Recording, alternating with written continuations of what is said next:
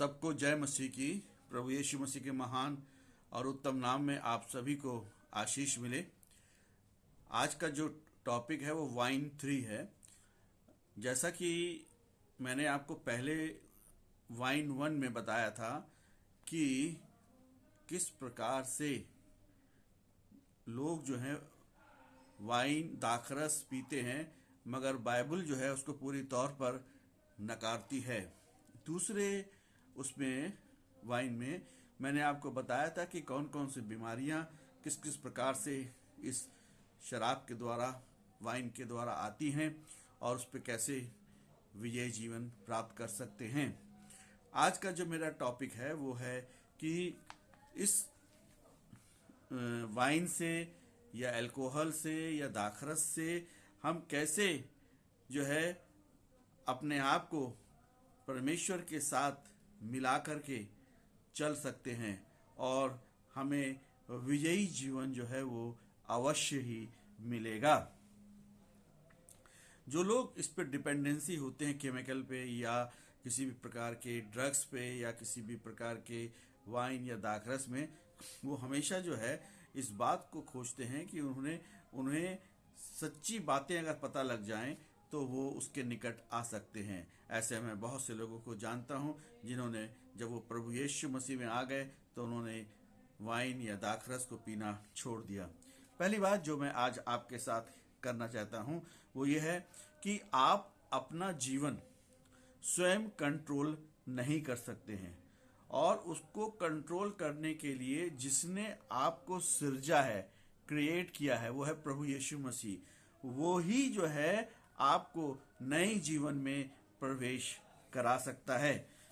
Romeo और उसके 6 अध्याय और उसके 19 पद में जो है इस प्रकार से लिखा हुआ है कि मैं तुम्हारी शारीरिक दुर्बलता के कारण मनुष्यों की रीति पर कहता हूं, जैसा तुमने अपने अंगों को कुकर्म के लिए अशुद्धता और कुकर्म के दास करके सौंपा था, वैसे ही आप अपने अंगों को पवित्रता के लिए धर्म का दास करके सौंप दो।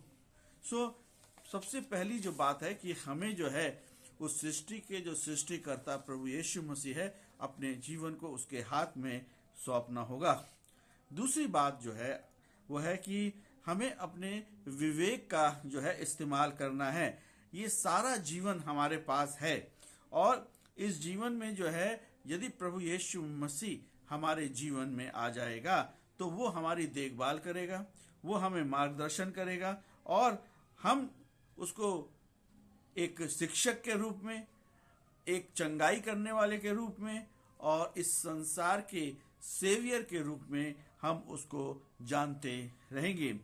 रोमियो उसका 10 अध्याय और उसके 9 पद में लिखा हुआ है कि यदि तू अपने मुंह से यीशु को प्रभु जानकर अंगीकार करे और अपने मन में विश्वास करे कि परमेश्वर ने उसे मरे हुओं में से जिलाया है तो तू निश्चय ही उद्धार पाएगा। जरूर है कि हम अपने प्रभु यीशु मसीह के साथ चलें तो उद्धार जो है वो हमको सिर्फ प्रभु यीशु मसीह ही इस संसार में दे सकते हैं। तीसरी बात जो मैं आपके साथ करना चाहता हूं वो ये है कि अगर आपने कोई डिसीजन किया है कि मुझे जो है यीशु मसीह के साथ चलना है तो आप बिल्कुल चिंता ना करें। आत्मिक रूप से एक इन्वेंट्री को बना लें और उसमें यह है कि उसमें यह लिखें कि आपने अभी तक कौन कौन से पाप किए हैं और कौन कौन सी मिस्टेक करी है, आपका कैरेक्टर जो था वो किस प्रकार से है।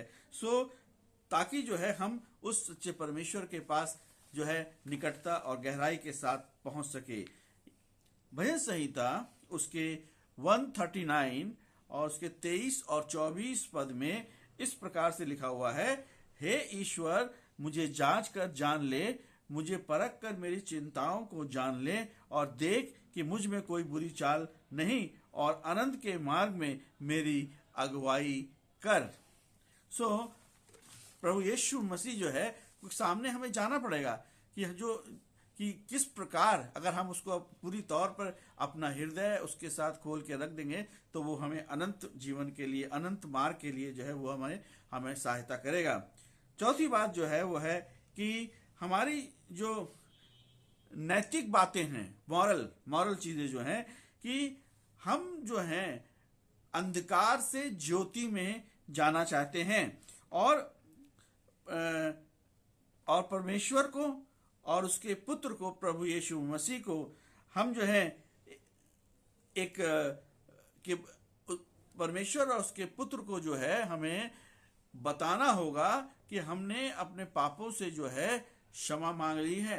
और उसके साथ साथ एक और व्यक्ति को भी आप इन्वॉल्व कर सकते हैं जो यीशु मसीह को जानता हो, ताकि उसको भी बता सके कि मेरा जीवन जो है किस प्रकार प्रभु यीशु मसीह ने बदला है। इफिसियों उसका 5 अध्याय और उसके 8 पद में लिखा हुआ है, क्योंकि तुम तो पहले अंधकार में थे, परंतु अब प्रभु में ज्योति हो, सो ज्योति की संतान की नाई चलो। तो हमें जो है ज्योति की संतान की नाई चलना है। हमारे अंधकार से हमें अपने आप को दूर करना है। 5वीं बात जो मैं आज आपके साथ शेयर करना चाहता हूं कि हमने जो है इस बात को एग्री कर लिया है कि अब हमारा जो सिंफुल जो बिहेवियर था, और हमें जो है प्रभु यीशु मसीह से जो है फॉरगिवनेस की, यानी कि क्षमा की आवश्यकता है। सो हम पूरी तौर पर जो है क्षमा कर दिए जाएंगे यदि हम प्रभु यीशु मसीह के पास जाएंगे। पहला यूहन्ना उसका 1 अध्याय और उसके 9 पद में लिखा हुआ है, यदि हम अपने पापों को मान लें तो वो हमारे पापों को क्षमा करने और हमें सब अधर्म से शुद्ध करने में विश्वास योग्य और धर्मी है। उसके बाद जो छठा पॉइंट वो ये है कि हमें जो है, जो हमने गलत कार्य किए हैं उसके लिए हमें रिपेंट करना है, पश्चाताप करना है।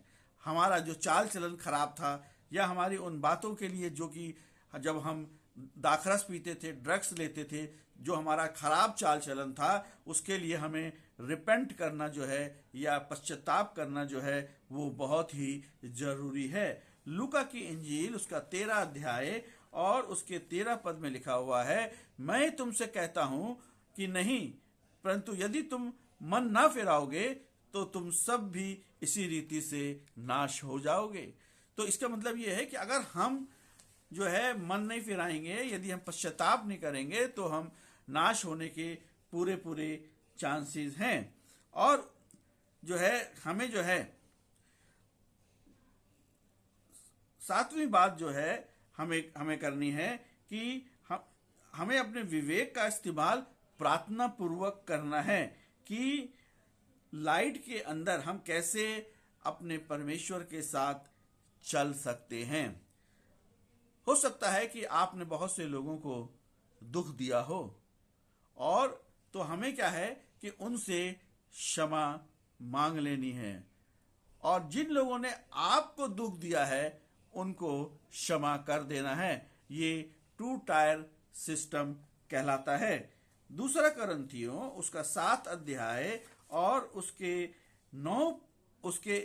1 पद में लिखा हुआ है, सो हो हे मेरे प्यारों, जबकि ये प्रतिज्ञाएं हमें मिली हैं, तो आओ हम अपने आप को शरीर और आत्मा की मलिनता से शुद्ध करें और परमेश्वर का भय रखते हुए पवित्रता को सिद्ध करें। सो हमें जो है जरूर जो है हमें एक दूसरे से जो है क्षमा मांगनी है। हम अगर आप चाहते हैं तो आप एक लिस्ट भी बना सकते हैं कि आपने किन किन लोगों को दुख दिया। जब आप ड्रग्स लेते थे, जब आप अल्कोहल को लेते थे, तो आपने किन किन लोगों को दुख दिया है, इसका भी एक लिस्ट बना सकते हैं ताकि आप उनसे भी क्षमा मांग सकें। परमेश्वर के वचन में लिखा हुआ है कि परमेश्वर के वचन में जो है लिखा हुआ है कि हमें जो है परमेश्वर के साथ साथ चलना है। जो इन्वेंट्री आपने बनाई है उसको प्रभु यीशु मसीह के लिए इस्तेमाल करें। और उसमें लिखा हुआ है मत्ती 6 उसके 14 और 15 पद में लिखा हुआ है, इसलिए यदि तुम मनुष्यों के अपराध क्षमा करोगे तो तुम्हारा स्वर्ग पिता भी तुम्हें क्षमा करेगा, और यदि तुम मनुष्यों के अपराध क्षमा ना करोगे तो तुम्हारा पिता भी तुम्हारे अपराध क्षमा ना करेगा। सो ये बहुत जरूरी बातें हैं कि हमें जो है एक दूसरे को जो है हमें जो है वो क्षमा कर देना है। उसके बाद हम देखते हैं कि हमें जो है लगातार जो है हमें जो है वचन को पढ़ना है, प्रार्थना करना है, वर्शिप करनी है, ताकि हम प्रतिदिन प्रभु यीशु मसीह में जो है वो बढ़ सकें। और दूसरा तिमोथी उसका 2 अध्याय उसके 15 पद में लिखा हुआ है, अपने आप को परमेश्वर का ग्रहण योग्य और ऐसा काम करने वाला ठहराने का प्रयत्न कर जो लज्जित होने ना पाए और जो सत्य के वचन को ठीक रीति से काम में लाता हो। मेरे प्रिय भाई बहनों, मैं आपको बताना चाहता हूं कि हमें जो है पूरी तौर पर आधा अधूरा हमें नहीं होना है। हमें पूरी तौर पर जो है हमें बाइबल स्टडी करनी है, हमें पूरी तौर पर जो है वर्शिप करनी है, हमें जो है पूरी तौर पर परमेश्वर की सामर्थ को अपने जीवन में देखना है, और प्रार्थना का जीवन जो है वो भी बहुत जरूरी है। उसके बाद हम देखते हैं कि हमें और आपको जो है पवित्र आत्मा की सामर्थ में चलना है। आप प्रभु यीशु मसीह को अलाउ करें कि पवित्र आत्मा आप मेरे जीवन में आए, मेरे जीवन से बातचीत करें और मेरे जीवन को भरें, ताकि मैं आपके साथ चलता हुआ आपकी महिमा को अपने जीवन में देख सकूं। और यदि आप देखेंगे कि इफिसियों 5:18 उसमें लिखा हुआ है, और दाखरस से मतवाले ना बनो क्योंकि इससे लुचपन होता है, पर आत्मा में परिपूर्ण होते जाओ, पवित्र आत्मा में परिपूर्ण होते जाओ। किसी प्रकार से हमें दाखरस का या किसी भी प्रकार के ड्रग्स का हमें प्रयोग नहीं करना है। और आखिर में हमें परमेश्वर को और उसके पुत्र और हमारे उद्धारकर्ता प्रभु यीशु मसीह को धन्यवाद करना है, ताकि उसने हमें उस बंधन से निकाल दिया जिसमें हम जीवन जी रहे थे। प्रभु यीशु मसीह का जरूर धन्यवाद करें, दिन प्रतिदिन धन्यवाद करें कि उसने आपको जो है इस झंझट से, इस परेशानियों से, इस बंधनों से उसने आपको आजाद किया। दूसरा करंथियों उसके 2 अध्याय उसकी 14 पद में लिखा हुआ है, परंतु परमेश्वर का धन्यवाद हो जो मसीह में सदा हमको जय के उत्सव में लिए फिरता है और अपने ज्ञान का सुगंध हमारे द्वारा हर जगह फैलाता है। हमें जो है प्रभु यीशु मसीह को धन्यवाद करना है, प्रभु यीशु मसीह से कहना है कि आप हमारी सहायता करें। आज के इन वचनों के द्वारा प्रभु यीशु मसीह आप सभी को आशीष करे। आमीन।